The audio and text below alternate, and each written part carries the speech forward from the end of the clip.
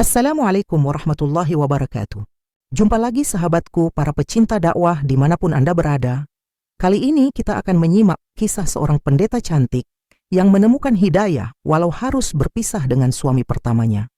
Yang juga seorang murtadin, bagaimana kisah lengkap? Mari kita dengarkan.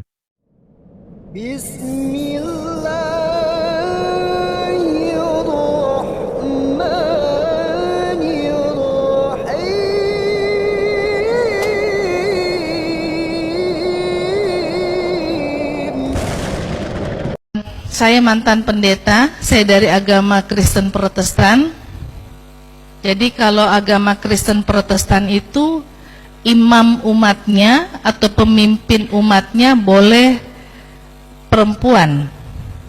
Makanya ada pendeta laki-laki, ada pendeta perempuan. Kalau Katolik itu berbeda. Katolik itu pemimpin umatnya harus laki-laki. Makanya pastor. Kalau yang perempuan itu biarawati, makanya itu seperti guru saja. Dan kalau Katolik itu biarawati ataupun pastor tidak boleh menikah. Kalau Protestan ini boleh, karena sesuai dengan dalam Alkitab, beranak cuculah dan bertambah banyak, maka harus menikah. Jadi itu ada sedikit perdebatan antara Protestan dan Katolik untuk pemimpin umatnya, maka saya menikah dulu. Jadi pernikahan pertama saya itu mantan suami saya dulu dari Islam masuk Kristen. Sekarang masih tetap Kristen, malah Kristen militan jadinya. Dan yang pernikahan kedua ini suami saya tetap Islam, tapi ayahnya itu Kristen. Ibunya yang Islam, nanti saya akan ceritakan sedikit. Itu juga berkaitan dengan nikmat iman Islam ya. Jadi pendeta kurang lebih hampir 14 tahun. Kemudian saya mantan dari staf Lembaga Alkitab Indonesia sebagai kepala bidang komunikasi selama kurang lebih 10 tahun. Jadi bekerja untuk menggalang Alkitab, terutama untuk menyampaikan Alkitab ke seluruh pelosok Nusantara, termasuk ke daerah-daerah Muslim. Terakhir tahun 2012 dipercayakan oleh Lembaga Alkitab untuk mengantarkan 2000 Alkitab bahasa Minang. Mohon maaf, sini ada orang Minang. Oh, Bunda Ririn ya. Iya.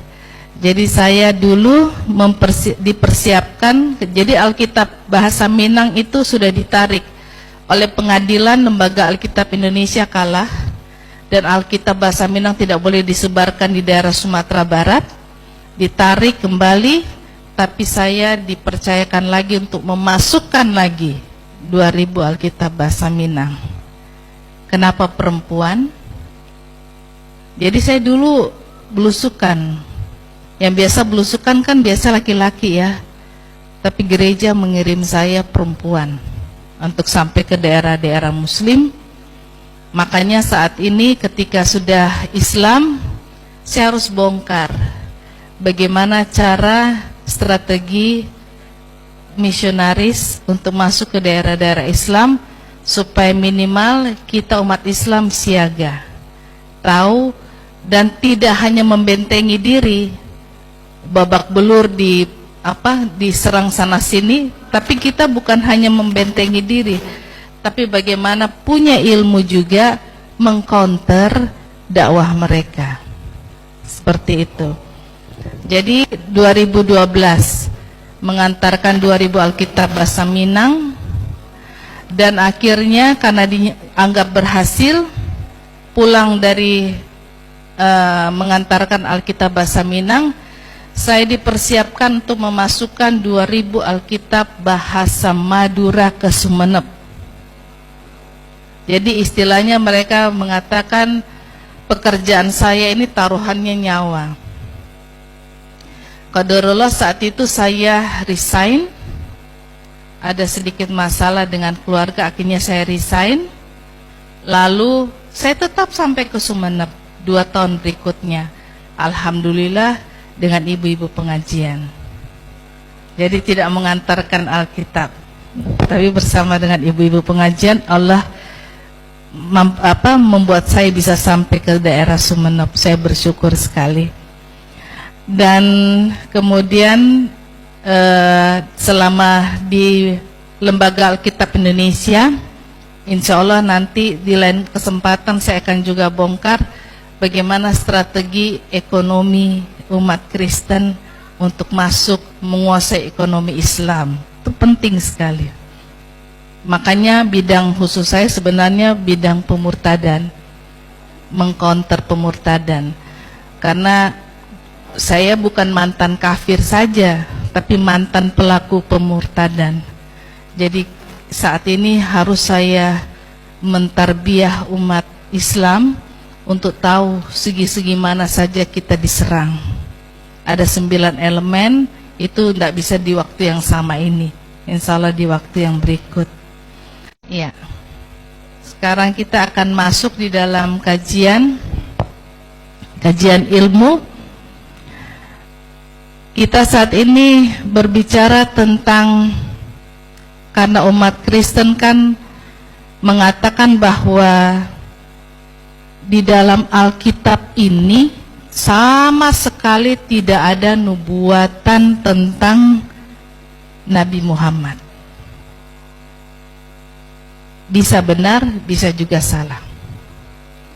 Jadi yang boleh saya katakan di sini ada 5 poin untuk mematahkan dan mengalahkan statement Kristen terhadap Islam. Yang pertama, patahkan taring tentang dosa warisan.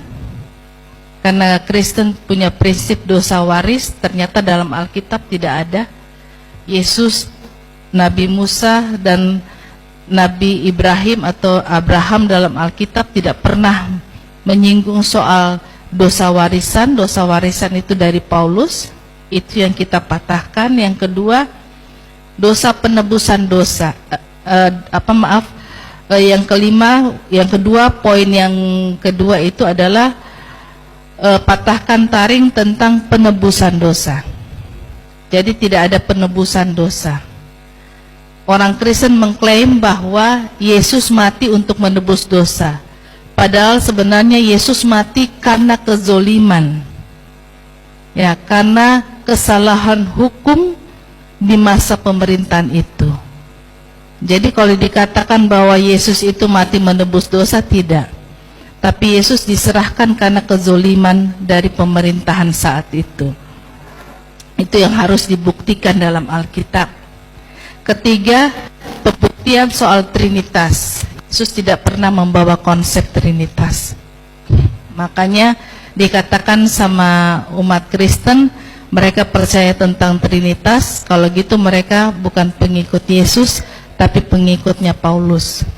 Yang keempat, tunjukkan kesalahan Alkitab tentang penulisan Nabi Ismail diganti dengan Nabi Ishak. Dan itu yang membawa saya kepada satu keyakinan bahwa Islam yang benar, dan akhirnya selesai saya membahas ini, saya memutuskan masuk Islam. Dan yang kelima, pahami nubuatan tentang kedatangan Nabi Muhammad SAW yang ada di dalam Alkitab ini, yang sebentar akan kita bongkar. Nah, statement ini yang akan kita insya Allah pahami, tapi yang terpenting harus Al-Quran dulu kuat dalam hati. Kalau kita tidak paham Al-Quran, itu sama seperti orang Kristen. Mereka terombang-ambing dalam kesesatan. Umat Islam yang tidak punya Al-Quran dalam dadanya, dia akan mengklaim bahwa memang Kristen itu benar. Makanya yang pertama harus kita kuatkan adalah Al-Quran dalam dada kita. Terima kasih telah menonton video inspiratif ini. Semoga menjadi amal tambahan bagi kita dengan mendukung para mu'allaf agar istiqomah dalam menjalankan syariat Islam sebagai satu-satunya agama yang diterima Allah pada hari kiamat kelak.